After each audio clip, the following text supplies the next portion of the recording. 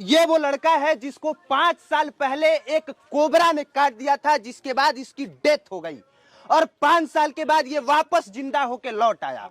और तब गांव के लोग खुद आश्चर्यचकित हैं। ये उनकी मम्मी जी हैं और ये गांव के लोग हैं। लेकिन एक सच हम आप सबको बताना चाहते हैं कि ये सिर्फ और सिर्फ अंधविश्वास है, सिर्फ अंधविश्वास है। और जब हम आपको वो सच बताएंगे तो आप भी सोचने पर मजबूर हो जाएंगे कि मैं क्यों कह रहा हूं कि इस लड़के का मरना और मर के दोबारा जिंदा होना ये अंधविश्वास क्यों है, मैं अभी बताऊंगा। पहले 2-4 सवाल इनकी मम्मी से और यहां खड़े कुछ लोगों से। कैसे भोजपुरी में बोली, कैसे पता चलल रहुआ लोग के कि उनकर डेथ हो गई बाटे, माने मर गइल वहां? 6 साल के रहन त सांप कटलक के स्थान है ये जगह पर सांप कटले रहे? अच्छा, देखलक सुनैलक त मने लोग कहलक कि मर गइलन। के कहलस कि मर गइलन? केहू डॉक्टर कहलस? भगत तब बीरी आदमी ले गल। भगत के ह? भगत के ह? मने बोझा गुनी बीरी आदमी ले गल झरवावे खातिर। झरवावे खातिर रहुआ ले गइनी ना? ठीक। ओकरा बाद डॉक्टरी ले गइनी। त डॉक्टर कहलन कि हमरा एती मान के नहीं के अपन ले चलो जिले।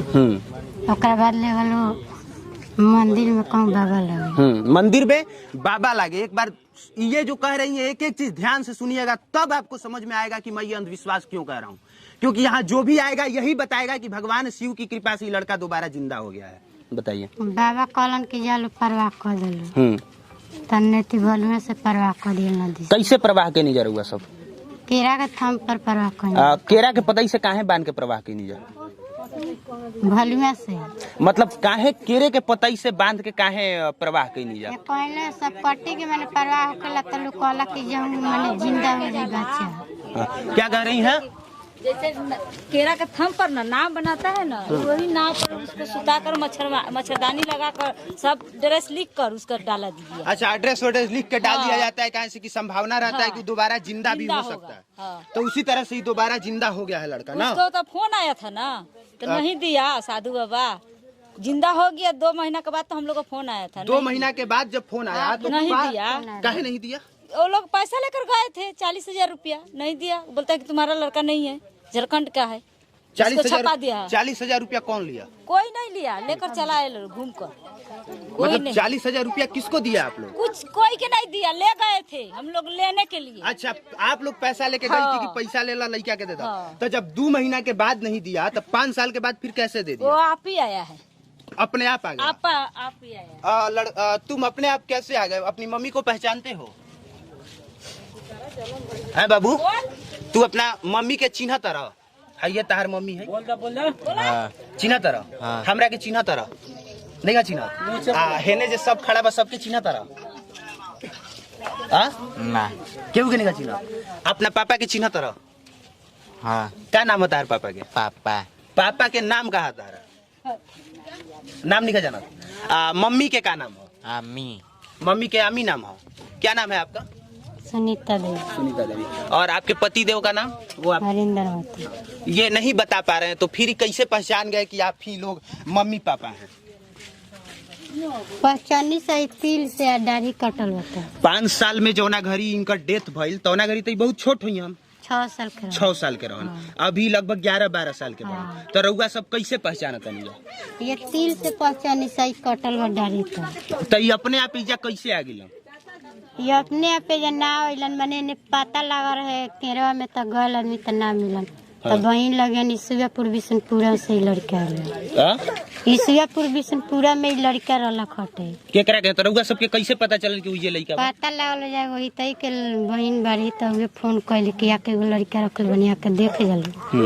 तब वे मंगल के दिन गइनी से देखे तो लिया गइल। रउआ पूरा जाना था कि नहीं ई राउरे लड़का हम? चिन्ह तनी काहे कि 5 साल पहले इनकर शकल आ शरीर सब अलग ढंग के हुई। अभी एकदम अलग ढंग के बाटे। तो रउआ लागत है कि नहीं इहे हम? ये आदमी चिन्ह मासा से कटल बा दाढ़ी से। हल्ला मत कीजिए। दाढ़ी कटल बा मासा बा। एक बार दिखाइए बाबू, इधर थोड़ा करो। हाँ, यहाँ पे दाहिना हाथ में सांप भी डसले। इधर दिखाइए, यहाँ पे। इनकी माता जी कह रही हैं कि दाहिने हाथ में यहाँ पे सांप काट दिया था। हम जितना पढ़ाई किए हैं और जितना हम जानते हैं 5 साल के लड़के को अगर सांप काट दे और वहां अगर इतना भी जख्म हो जाएगा तो 5 साल के बाद वो जख्म इतना ज्यादा भर जाएगा कि वो पता ही नहीं चलेगा कि वहां पे कुछ काटा भी था कि नहीं काटा था। ये हकीकत है, ये एकदम हकीकत है। बाकी पहचानने का एक और चिन्ह बता रही है कि यहाँ पे एगो तिल है, बस यही ना कि और कोनो एगो दाढ़ी तनी से कटल बा, दाढ़ी तन की कटल पैर के अंगूठा जौन बा ना पूरा ऊंचा गो रहे त देखी ओ गरी कुचाइल रहा, अभी कुचाइल बा, कुचाइल बा तो अभी जामल बा कि पूरा भरल नहीं खे। ई चिन्हासी बा। आ लड़का तो आपके अभी कुछ बता नहीं पावत कुछ अभी। तो इनका मम्मी के चेहरा याद बा? रउआ का लगा था रउआ के चिन्ह तरह? हमरा के अभी उतना नहीं खन पहचान, रउआ के नहीं पहचान। हाँ, लेकिन रउआ इनके पहचाना तनी इस सब चिन्ह के वजह से। तो जवन उ रउआ के 5 साल पहले अगर लड़का ना देत रहे 2 महीना के बाद, तो अभी उ कैसे दे दिला सब? अभी हनी पता नहीं कि कैसे लड़का कहाँ से कहीं आयल बाटे। हाँ, क्या कह रही हैं? क्या कह रही हैं? बाबा मर गया ना, अच्छा। तो वो आपस भाग अच्छा। अब कहानी समझिए कि इनको केले के पत्ते में सांप के काट देने के बाद इनका प्रवाह कर दिया गया, और जब प्रवाह कर दिया गया तो सबको लगा कि लड़का मर गया है। लेकिन एक तांत्रिक बाबा होंगे जिन्होंने बचा लिया इनको, और इनका पूरा एड्रेस उस पे लिखा गया था। इन लोगों को जब पता चला, ये लोग गई जब, तो उस बाबा ने इन लोगों को, इस लड़के को नहीं दिया। क्यों नहीं दिया पता नहीं। अब 5 साल के बाद जब बाबा जी वो गुजर गए, तब ये लड़का वापस आ गया। इस कहानी में बाकी बहुत खेल है और बहुत दाव पेच है, लेकिन एक सच में अभी और बताना चाहूंगा। रउआ सब मृत्यु प्रमाण पत्र तो ना बनवैले हो खमजा ना माने ऐसा कोनो प्रमाण नहीं थे कागज पर जौना से पता चलत हो कि नहीं की बनवैले? फोटो बा जब की मरल बा ना, तो उनके फोटो बा, सांप के भी जौरे ले गल बा आदमी। अच्छा, वो घड़ी के फोटो बा लड़का के। अच्छा, अब देखिए हम इसलिए पूछ रहे हैं कहा से कि लड़का का अगर मृत्यु प्रमाण पत्र होता और अगर ये लड़का दोबारा जिंदा होके आ गया तो 90 दिन के अंदर इसको 4 से 5 लाख रुपया मिलता। ये भारत सरकार का नियम है। लेकिन अफसोस ये है कि यहाँ पे जितने लोग हैं सभी लोगों के पास एजुकेशन की कमी है, और जो यहाँ के मुखिया जी हैं, जो विधायक हैं, सांसद हैं, उन लोगों की कोई जिम्मेवारी नहीं है। नहीं तो 4 से 5 लाख रुपया भैया जी मुखिया जी ना होइलन देखी। मुखिया जी के कार हुआ पूछता नहीं, मुखिया जी ना होइलन देखे आज तक ले कि लड़का आयल बा तो हम जाई दे देखिए कितना।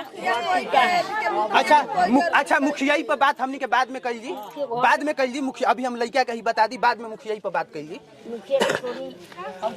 और ये दिक्कत है कि अभी इस लड़के को 3 महीने के अंदर 90 दिन के अंदर 4 से 5 लाख रुपया मिलता, लेकिन वो रुपया इस लड़के को नहीं मिल पाएगा क्योंकि लड़का का कोई कागज नहीं है मरने का और दोबारा जिंदा होके वापस आने का, कोई कागज नहीं है। बाकी एक सच ये भी है कि अगर 5 साल के किसी भी लड़के को सांप नहीं काटता है, ये भी एक हकीकत है।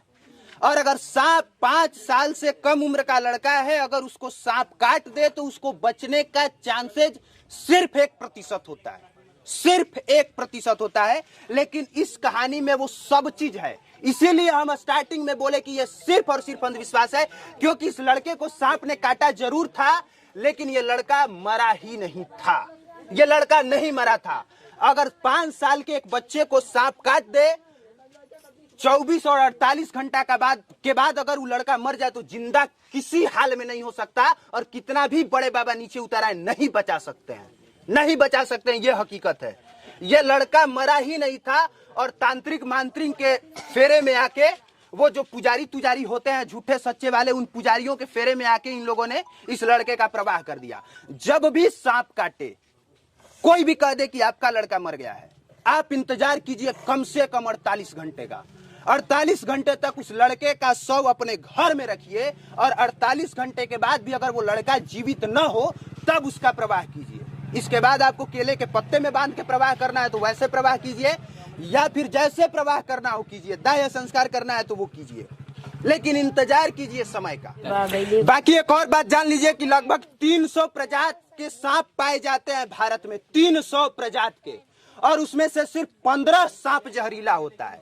लेकिन फिर भी भारत में 50,000 लोग सांप के काटने से मर जाते हैं। एक बार फिर से सुनिए, 300 प्रजाति के सांप होते हैं, 15 सांप उसमें से सिर्फ जहरीला होता है, फिर भी मरने वालों की संख्या 50,000 होती है। सिर्फ इसलिए क्योंकि यहाँ है भयंकर अंधविश्वास, यहाँ है भयंकर शिक्षा की कमी और इलाज की कमी। अगर इसको उस समय एंटीवेनम का सुई दिया गया होता तो ये लड़का मरता नहीं।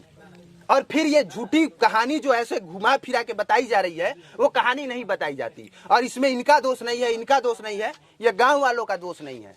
ये दोष है कि इन लोगों को सांपों के बारे में कभी सच नहीं बताया गया और कोई भी तांत्रिक मांत्रिक आता है वो लूट लाट के चला जाता है। ये एग्जैक्ट हकीकत है यहाँ की। हकीकत यह है कि इस लड़के को सांप ने काटा था और जब भी कोबरा काटता है वो हमेशा काटने से मरता नहीं है लोग। एक होता है फाल्स बाइट और एक होता है ट्रू बाइट। और जब वो फाल्स बाइट करता है तो उससे आदमी मरता नहीं है, सिर्फ शरीर में रिएक्शन होता है और 24 से 48 घंटे का टाइम लगता है, वो दोबारा जिंदा हो सकता है। इस लड़के के साथ वही हुआ है, इस लड़के के साथ वही हुआ है। किसी बाबा ताबा ने इसकी जान नहीं बचाई है, ये मैं दावे के साथ कह सकता हूं। मैं यहाँ पढ़ लिख के आया हूँ, ऐसे माइक हमने नहीं उठाया है। अभी बच्चे से पूछ रहे हैं तो ये तो कुछ बता नहीं पा रहा है, मानसिक हालत ठीक है नहीं। और माताजी को पहचानने का बस यही एक यहाँ पे तिल है, बस वही तरीका है। अच्छा बाबू ही बताओ, ए जिंगवा खड़ा हो जाता क्या बोला टाइप से हूँ। तू आपन नाम जाना तरह का है? हाँ का है तार नाम? मोनू मनु। मनुए नाम इनका रखले रही रउआ सब? हमने के नाम कृष्णा रखले। अच्छा रउआ सब कृष्णा नाम रखले रही जा। उया रउ तहर बाबा नाम रखले रहन मनु। हाँ तू उ बाबा के का कहत रह?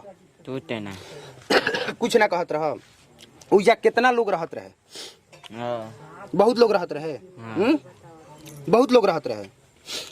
उ लोग का करत रहे दिन भर रात भर? का काम उ लोग का करत रहे? का करवावत रही कुछ का कर तू का करत रह? उया तू तेना कुछ ना करत रह। ओह लोग का करत रहन जा? बादा बादा मतलब माता पूजा मने। अच्छा हाँ बादा बाजा। अच्छा बाजा बजावत रह। हाँ हाँ हाँ साधु तो तबला उबला बजावे आवेला? हाँ ना साधु बजावत रहा। बाबा पूछी तो बाबा कहाँ गइल? बाबा कहाँ गइलन? एने कहाँ गइलन? अच्छा ये कैसे भइली चीज?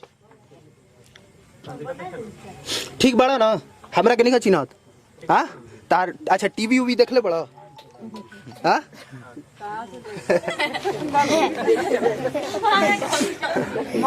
नहीं खा देख ले? हाँ